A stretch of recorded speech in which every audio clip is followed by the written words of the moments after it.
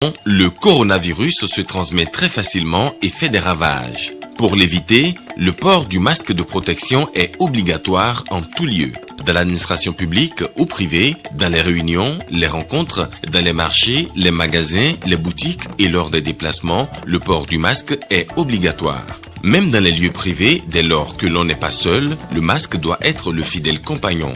Mais attention, le port de masque de protection ne dispense nullement d'appliquer les autres mesures de prévention, notamment le lavage des mains à l'eau et au savon et l'observance de la distance de sécurité sanitaire d'au moins 1 mètre entre personnes. Enfin, s'abstenir de porter des gants en vue du lavage régulier des mains à l'eau et au savon ou de l'application de gel hydroalcoolique. Pour tout savoir sur l'épidémie du coronavirus au Bénin, rendez-vous sur le site web www.gouv.bj/coronavirus. Ceci est un message du gouvernement de la République du Bénin. Bienvenue au Journal des Régions. Bonsoir à toutes et à tous.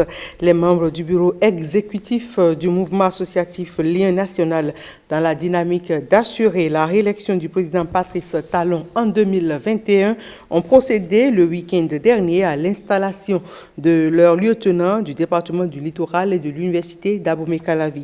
L'installation de la coordination de l'université d'Abomey-Calavi a eu lieu le dimanche, suivant le reportage de Christelle Tongodo et Wenceslas Aroimo.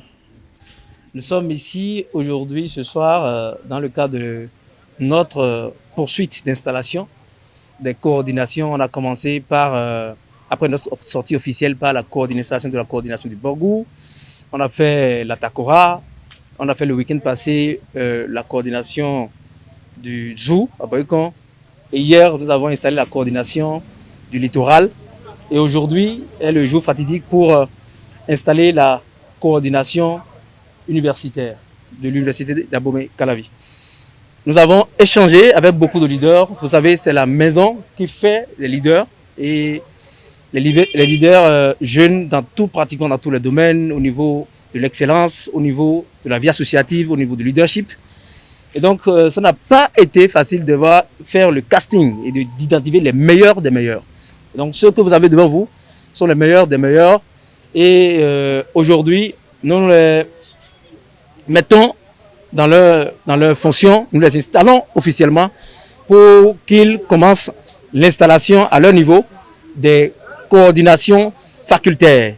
Aujourd'hui, nous avons été installés par le bureau national pour pouvoir installer à notre tour les bureaux facultaires. Nous tenons à remercier le bureau national pour l'action de nous installer et de travailler dans le sens du développement et d'accompagner réellement le chef de l'État dans ses actions. Et puis à Parakou, le rouleau compresseur est également en marche pour la réélection du président Patrice Talon en 2021. Selon les leaders du mouvement, les bataillons de Patrice Talon, et ils l'ont martelé le dimanche dernier dans la cité des Kobourou en procédant à l'installation de la cellule départementale de Parakou, suivant les détails avec Théodore Gandjeko et Dorcas Tito. Je vous envoie en mission, allez dans tous les arrondissements, tous les quartiers, toutes les maisons, répandre l'onde de choc du mouvement. Allez vendre les réalisations du PAG, allez annoncer la bonne nouvelle. Qu'ils signent la pétition en grand nombre pour forcer la main au président de la République de revenir pour un second mandat. Ils viennent ainsi de prendre connaissance de la mission à eux confiée, faire de la réélection du président Patrice Talon en 2021 leur cheval de bataille. Les membres de la coordination de Parakou du mouvement Les Bataillons de Patrice Talon doivent désormais descendre sur le terrain. Nous avons un objectif qui est différent des autres mouvements, c'est la signature d'une pétition. Nous voulons 500 000 signatures à remettre au président de la République. Et pour atteindre cet objectif, qu'est-ce qu'il faut faire? Nous nous sommes dit qu'il faut impacter les 77 communes. La réalité est que le calendrier scolaire est observée de bout en bout et nos enfants vont à l'école et y maintenir chaque jour par un repas chaud. La réalité est que notre pays est en chantier et certains de ces quartiers de ville deviennent déjà positivement méconnaissables. La réalité est que la vie politique au Bénin est assainie et laisse progressivement derrière elle les séquelles des années de déchirement et de batailles inutiles. La réalité est que notre pays a de meilleurs rangs et de meilleures notes dans les divers classements opérés par les institutions internationales. Une réalité aussi bien visible que tangible qui force l'admiration et justifie le choix de ses leaders. Est-ce que nous allons laisser partir Talon partir? Jamais. Est-ce que nous allons laisser partir Talon partir? Jamais. C'est pourquoi on est là, pour lui forcer la main, pour dire, excellent monsieur le président de la République, on a encore besoin de plus de routes. On a encore besoin de plus de cantines scolaires pour nos enfants. On a besoin d'un système sanitaire équipé, performant. Et pour le faire, nous comptons sur vous. Le rouleau compresseur est ainsi en marche pour la réélection du président Patrice Talon en 2021. Manger des insectes peut ne pas être appétissant, mais que faire quand on sait qu'ils sont utiles à la santé? C'est le cas des sauterelles qui représentent une grande source de protéines et déjà des entreprises envisagent leur commercialisation à grande échelle. Marcel Akhossi nous en parle. Convaincu qu'il s'agit d'une solution durable pour relever le défi alimentaire mondial, une entreprise israélienne ambitionne d'être la première à commercialiser des sauterelles à grande échelle. Dans un hangar servant autrefois de poulailler, des milliers de sauterelles virevoltent dans de petites cages méticuleusement empilées. Préoccupé par l'impact de l'élevage sur l'environnement, cet homme a créé sa société il y a 6 ans et demi et voudrait qu'elle soit la première à produire des sauterelles à une échelle commerciale pour fournir au monde une source de protéines plus saine et plus durable. Derrière son idée de faire manger ces insectes au plus grand nombre, il y a des souvenirs d'enfance. Il se rappelle certes les récits selon lesquels les criquets pèlerins détruisaient dans les années 1950 les champs, mais il se rappelle surtout que les juifs d'origine yéménite s'en délectaient. Les sauterelles offrent probablement le meilleur apport nutritionnel que n'importe quelle autre créature au monde. L'insecte, qui ne subit pas de traitement, contient plus de 70% de protéines et tous les acides aminés essentiels. Ils sont également très riches en oméga 3, oméga 6, fer, zinc et acide folique. Donc, ils sont vraiment sains pour vous. Ce qui leur manque, ce sont les graisses saturées et le cholestérol. Ils ont toutes les bonnes choses et pas les mauvaises. La demande mondiale de protéines devrait doubler au cours des prochaines décennies, tandis que les sources de protéines existantes atteignent leurs limites. Par exemple, les protéines d'origine animale sont nocives pour l'environnement, générant des émissions de gaz à effet de serre, gaspillant de l'eau et des terres arables. Les protéines végétales nécessitent un traitement intensif et ne sont pas aussi saines que nous en avons besoin. Il y a donc une course aujourd'hui dans le monde pour développer des sources de protéines alternatives qui seront plus saines pour les humains et plus durables à cultiver. Consciente que ces petites bêtes peuvent paraître rebutantes, l'entreprise les transforme en poudre, ensuite utilisée pour la confection de barres énergétiques, bonbons en gélatine, hot dogs et autres cookies.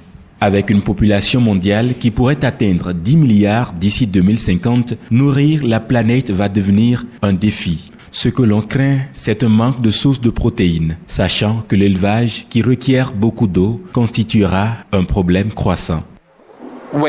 Lorsque nous essayons de nous adresser aux consommateurs nord-américains et européens, il est très difficile de surpasser le facteur Burke. Donc, la première étape est en fait de transformer les sauterelles en poudre. Ensuite, nous les séchons simplement et les broyons ensemble. Et nous les intégrons dans une large gamme de produits alimentaires, de boissons et de compléments nutritionnels. Les sauterelles contiennent plus de 70% de protéines, mais aussi des acides aminés et autres nutriments, souligne M. Tamir. Selon lui, environ 2,5 milliards de personnes consomment régulièrement des insectes, en premier lieu des sauterelles.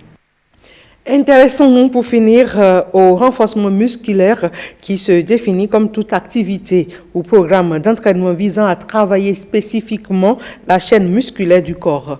Une jeune femme béninoise s'illustre à travers cette pratique qui aurait des bienfaits sur la santé. Ariane Da Silva et Louis Koudogbo ont rencontré à Cotonou le coach Faridat Aruna. Regardez. À 29 ans, comptable de formation et du haut de son mètre 90, Faridat vit aujourd'hui une passion qu'elle s'est découverte au fil du temps. Le renforcement musculaire. C'est juste un concours de circonstances suite à une lombalgie chronique. Pendant mon travail de comptable, je me suis intéressé à comment le corps est formé parce que suite à des séances de kinésithérapie, je n'ai pas eu de satisfaction sur le long terme, c'était ponctuel. Je me suis demandé pourquoi, qu'est-ce qui faisait que j'avais cette douleur et ma curiosité m'a poussé à m'informer de quoi le corps est composé. Suite à cette recherche que je me suis construit une passion pour la muscu parce que grâce à la muscu, je me suis rendu compte qu'en fait je pouvais créer un corps à défaut d'être né avec des formes, je pouvais les créer ces formes. Aujourd'hui, Faridat a fait de sa passion un métier et a reçu une formation certifiée pour l'exercer. Elle prend du plaisir à coacher hommes comme femmes. Sur le plan physiologique, il y a moins de complications à entraîner un homme qu'une femme. Une femme, il y a beaucoup de choses à prendre en compte.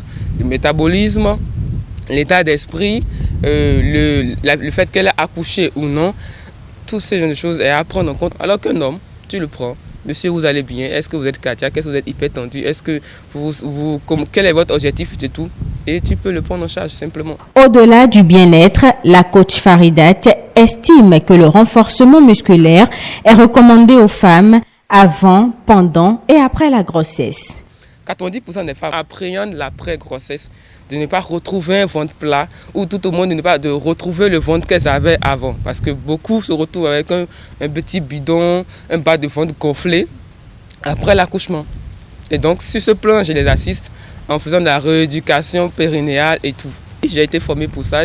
Ça demande beaucoup de connaissances en termes de comment le corps se modifie pendant la grossesse, comment les hormones agissent sur la grossesse, agissent sur la femme, comment elle s'alimente, comment la grossesse se passe. Il faut que la communication entre la cliente et la coach soit vraiment en symbiose. Il m'est arrivé avec une cliente de l'accompagner pendant sa visite prénatale pour être sûr que ce que le médecin lui dit, je l'applique en tenant compte de ces paramètres. Selon la coach, pour se maintenir en forme et surtout pour perdre du poids, le renforcement musculaire est l'une des meilleures options qui contribuent à accroître le métabolisme.